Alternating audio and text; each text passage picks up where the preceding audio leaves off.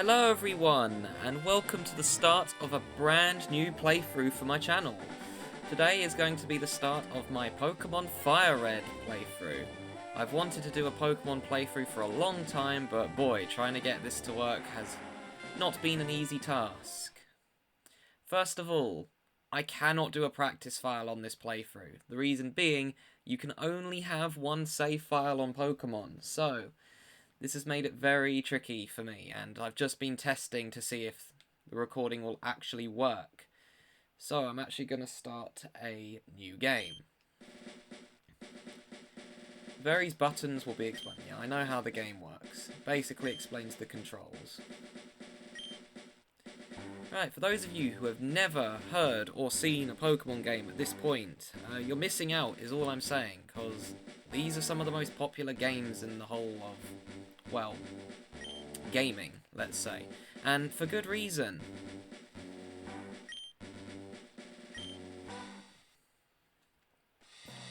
So, Pokemon Fire Red, or commonly referred to as Generation 1, is the first of these Pokemon games I plan on doing a playthrough of. When it comes to doing a playthrough of a Pokemon game, I'm going to prioritise doing a third installment, then a remake, and if there aren't either of those, then I will just play the whatever version is currently available. So I picked Fire Red because, well, I would have played the third installment, which is Yellow, but I don't like that you are forced to pick Pikachu as your starter for Pokemon Yellow, and to put it lightly, I'd rather not be forced to use a Pikachu on my team. Hello there, glad to meet you. Welcome to the world of Pokemon. My name is Oak. People affectionately refer to me as the Pokemon Professor. This world is inhabited far and wide by creatures called Pokemon. For some people, Pokemon are pets, others use them for battling. As for myself, I study Pokemon as a profession. But first, tell me a little about yourself. Now tell me, are you a boy or are you a girl? I myself am a boy. Or an adolescent, let's say. Let's begin with your name. What is it? I'll use my channel name as usual, as it just barely fits.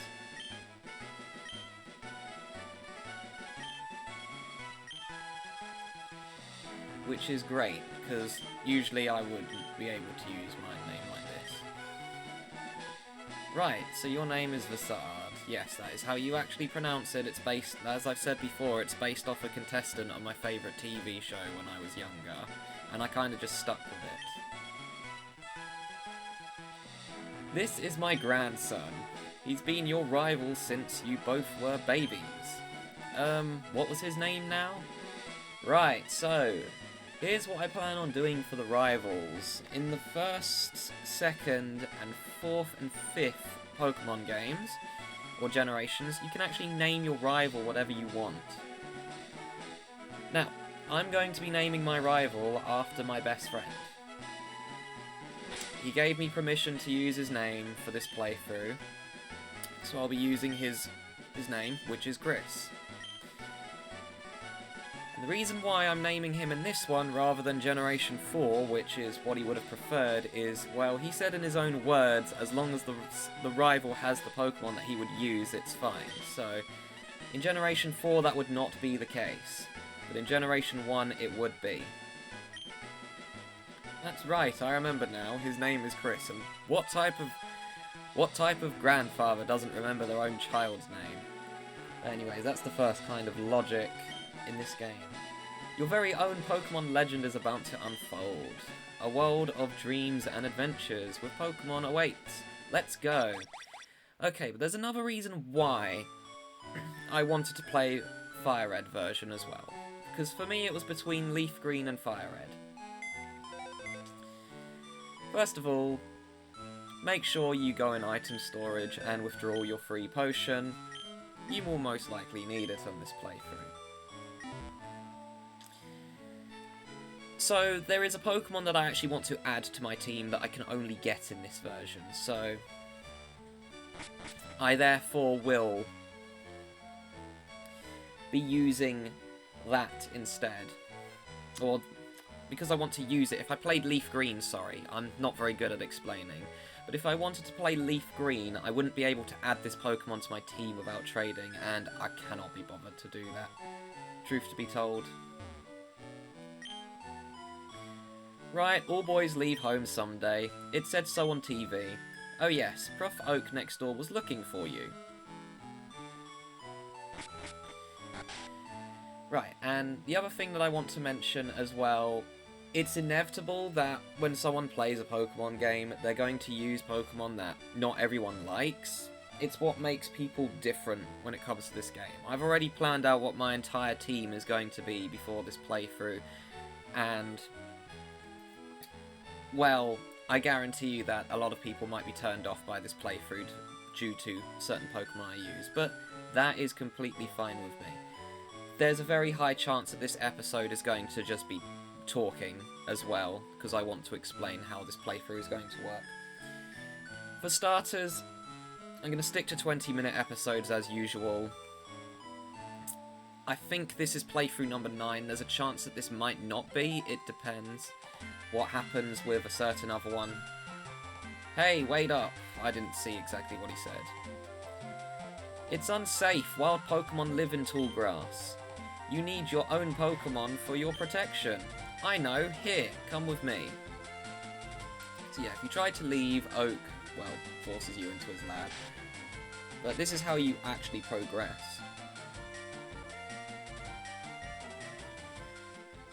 Gramps, I'm fed up with waiting. Chris, let me think. Oh, that's right. I told you to come. Just wait. Here, Vasard. There are 3 Pokemon here. Haha! The Pokemon are held inside these Pokeballs. When I was young, I was a serious Pokemon trainer. But now in my old age, I have only these 3 left. You can have one. Go on, choose. Hey Gramps, no fair. What about me? Be patient, Chris. You can have one too. Okay, so the way how Pokemon games work, you get 1 of 3 Pokemon to pick as your starter, and it's always a Fire type, a Water type, and a Grass type. So for Generation 1, we have... The Grass type is Bulbasaur, which evolves into Ivysaur and then Venusaur. It is a Grass Poison type all the way at the start, and is one of the only 2 starters in this point in time in Pokemon that has a dual typing to start with the other one being a Gen 7 starter, so we won't be seeing that anytime soon. We've got Squirtle, the Water type Pokemon, is a pure mono Water type. It stays that way even when it evolves into Wartortle and then Blastoise later on. And lastly, we have Charmander, the Fire-type starter, which stays as a Fire type when it stays as a Mono Fire type when it evolves into Charmeleon, and then it will change into a Fire Flying type when it evolves into Charizard later on. Now, I'm going to just talk a bit about which starter I'm using, and I'm going to start by saying this. Every single Pokemon game that I do a playthrough of on my channel, I will be picking my favourite of the 3 starters.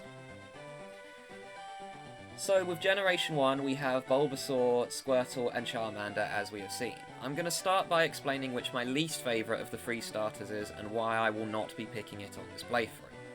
So my least favourite of the 3 is Squirtle. Squirtle is alright in terms of typing. It is a pure Water type, which means it only has 2 weaknesses, which I'll get to later.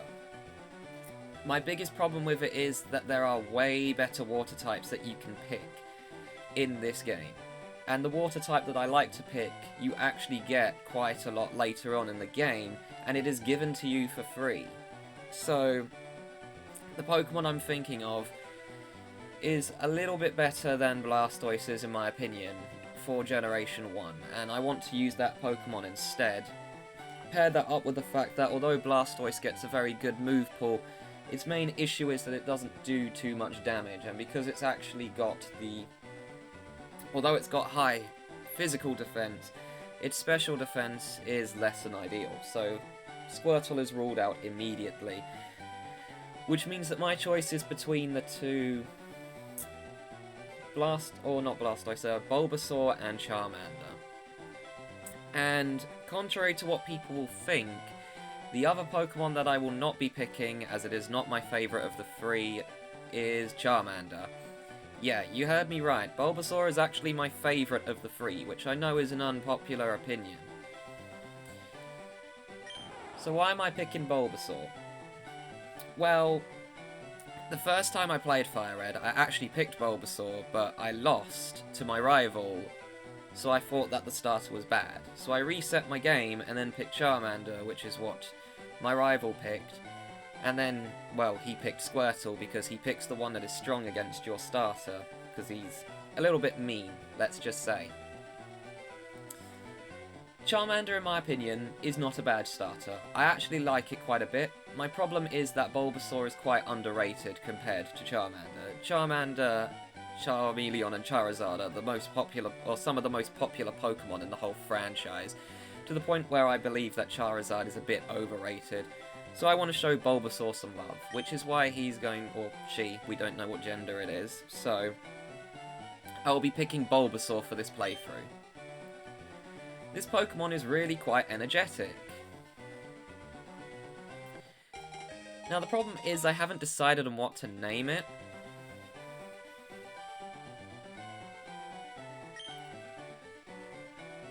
It's male, so I really don't know what to call it, to be honest. I'll name it after another friend of mine, actually, because I don't want to wait too long on naming. So there we go, we'll name it after my good friend Saint, who has not given me permission to use his real name. I'll take this one then. Chris received the Charmander from Prof Oak, and like my best friend, he's picking the Fire starter. My best friend is a big fan of Fire types, so it makes more sense for me to name the Gen 1 rival after my best friend, as this will be the only time I pick a Grass starter in the earlier Pokemon games. I won't be picking another Grass starter for a while. If a wild Pokemon appears, your Pokemon can battle it. With it at your side, you should be able to reach the next town. Well, if we try to leave... Wait, Vasard, let's check out our Pokemon. Come on, I'll take you on. Right, we get our first battle. Rival Chris would like to battle. The way how a trainer battle works is you cannot run away. You keep going until either you or your opponent runs out of Pokemon that you can battle with. Rival Chris sends out Charmander, the only Pokemon he has. Excuse me. So I'll send out, well, Saint. Oh, for Pete's sake, so pushy as always. Vasard, you've never had a Pokemon battle before, have you? Oh, you do not know me, I'm a big fan of this franchise. But, for argument's sake, you'll explain it anyways. A Pokemon battle is when trainers pit their Pokemon against each other. The trainer that makes their other trainer's Pokemon faint by lowering it, or their HP to 0, wins. But rather than talking about it, you'll learn more from experience. Try battling and see for yourself. The way how rivals work in the earlier Pokemon games, they always pick the Pokemon that is strong against yours. This was the same way up until Generation 7, where it changed so they pick the one that is weak to yours. I really don't know why this change happened. I guess they just wanted to make it easier. So we have Tackle and Growl, which are pretty bad moves. Growl will lower the Charmander's attack, Tackle is just damage, so I'm just going to hit Tackle. The Pokemon with the biggest speed goes first, so Charmander is faster than Bulbasaur, therefore it gets to go first, meaning that Bulbasaur usually loses this first battle. Inflicting damage on the foe is the key to any battle. You can also get critical hits which do more damage. It looks like I'm going to be losing this battle at the way things are going. For some reason I outsped it that time. That's unusual. Why am I faster than it now? Were we in a speed tie this whole time? That's quite unusual. Charmander's meant to be faster, but I'll take it. A win is a win. 69 EXP. Nice. And St. grew to level 6. Player defeated rival Chris. What? Unbelievable. I picked the wrong Pokemon. You absolutely didn't. And for winning I get 80 Pokédollars, which is the equivalent of Japanese yen, from what I've heard. Excellent. If you win, you earn prize money, and your Pokemon will grow. Battle other trainers and make your Pokemon strong. Okay, I'll make my Pokemon battle to toughen it up. Bassard, Gramps, smell you later. I really miss the older rivals, because the newer rivals are friendly. Bassard, raise your Pokemon by making it battle. It has to battle for it to grow. Yes, when you get enough experience by defeating other Pokemon, it will level up. When it levels up, it can learn new moves, and it also gets stat boosts. I study Pokemon as Prof. Oak's aide. I keep trying to run, but I don't have running shoes on. I study Pokemon as Prof. Oak's aide. You say the same thing. Prof. Oak may not look like much, but he's the authority in Pokemon. I think that's what it said. Many Pokemon trainers hold him to high regard. Right, at the time of recording this... Oak Pokemon Research Lab. At the time of recording this, I haven't finished recording New Super Mario Bros. Wii, but I want to start recording this to try and make a backlog as well. I've been really excited to do this playthrough, even more than the New Super Mario Bros. Wii one. Technology is incredible. You can now store and recall items and Pokemon as data via PC. Oh, it's a lot better than that now. Trainer tips. Press start to open the menu. Yes, and here we have our Pokemon, which basically shows what we have. Let's have a look at Saint, shall we? Hardy Nature. I forget what that does. I think that increases defense, or... Natures actually matter because they will increase one stat and lower another. Sometimes they increase and decrease the same one, so it does nothing. But yeah, so you have number 1, its name, which is the type that it is. Its type, which is Grass Poison. OT, which is me. It has a number, and then you can give it an item to hold, which will do certain things. It has EXP, those are its stats. So yeah, it's got 14 special attack, 13 special defense, 12 attack, 11 defense, and 10 speed, which is actually not bad for a Bulbasaur, honestly. 21 HP, so... And it also has an ability, which in this case it's Overgrow, so ups grass moves in a pinch. So if I use a grass move, which I don't have one of, its damage will increase if I am at low health, so...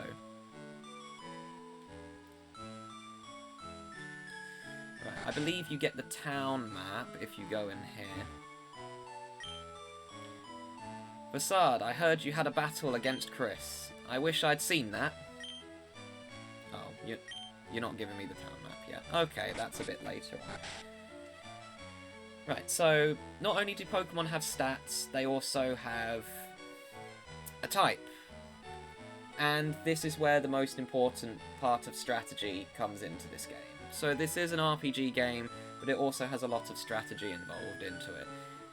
Certain Pokemon will do well against others, and struggle against others. For example, my starter is a Grass Poison type. Grass is weak to quite a lot of things, being fire, flying, ice, bug, and poison. So yeah, quite a few weaknesses. This means that if I get hit by any of those moves, using my Bulbasaur for example, it will say it's super effective and therefore deal more damage than usual. However, it also has resistances. So grass resists grass, it also resists water, it also resists ground, and it also resists electricity, and I think there's one other, but I can't quite put my finger on it. Bulbasaur in our case though is a dual type, meaning it is also a poison type. This means that therefore poison will be neutral rather than super effective against us because, well, poison against poison is neutral, but it however means that we have other weaknesses instead. As poison is weak to psychic, that means Bulbasaur is therefore weak to psychic as well. It gets a bit complicated, but those of you who've played Pokemon will pretty much understand how it works. Anyways, that's the yapping over. Let's just go through Route 1. Hi, I work at a Pokemon Mart. It's part of a convenient chain selling all sorts of items. Please visit us in Viridian City. I know, I'll give you a sample. Here you go. Obtained the potion. So yeah, we get a free item, which is nice. Generation 1 also has hidden items, which you need to look in the grass for. Speaking of tall grass, this is how you encounter other Pokemon.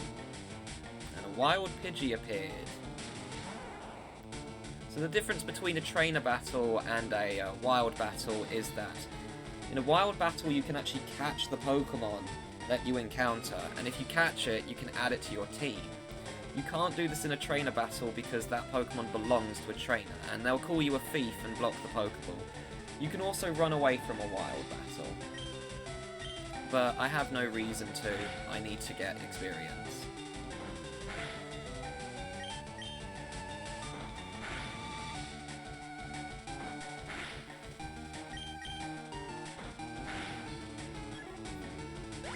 And I can't catch the Pidgey because I don't have any Pokeballs. For that I get 23 experience.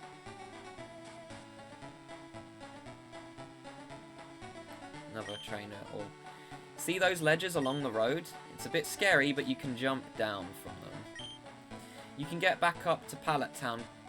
You can get back to Pallet Town quicker that way. Yes, but you can't go back up them, which is why I had to walk around them. And right now we have Rattata, which is, well, another very common Pokemon you see at the beginning of the game.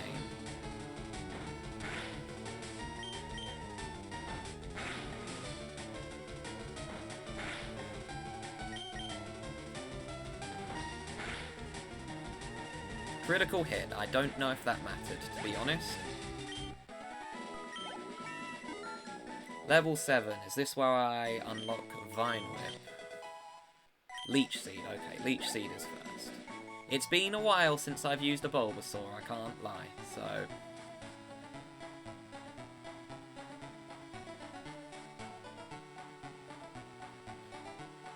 Okay, looks like we made it to the top. There's no hidden item there by the looks of it because there's a different patch in the grass.